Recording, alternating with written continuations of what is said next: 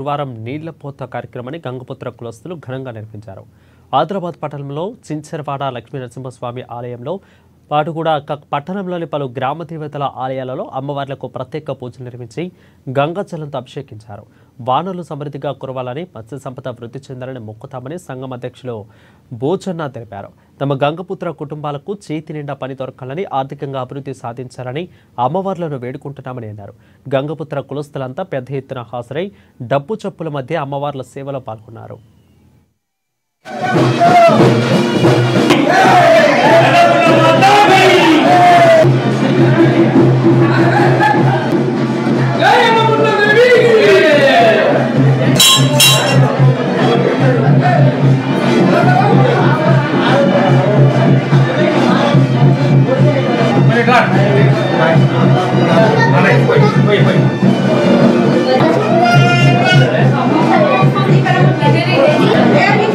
గత కొన్ని సంవత్సరాలుగా ఈ యొక్క నీళ్లపోత మహోత్సవం ఆదిలాబాద్ గంగపుత్ర సంఘంలో జరుపుకుంటున్నాం.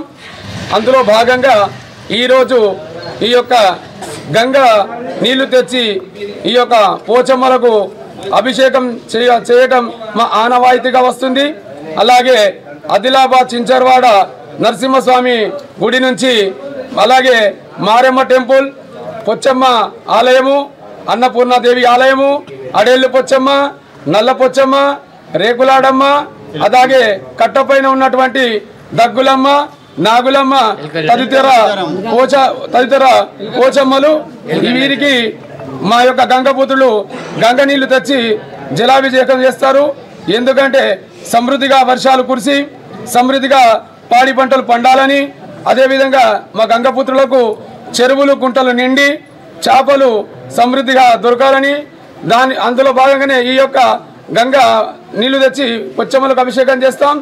ఈ యొక్క మా గంగపుత్రులు ఆర్థికంగా అన్ని రంగాలలో బలోపేతం కావాలని ఈ యొక్క పొచ్చమ్మతలను కోరుకుంటూ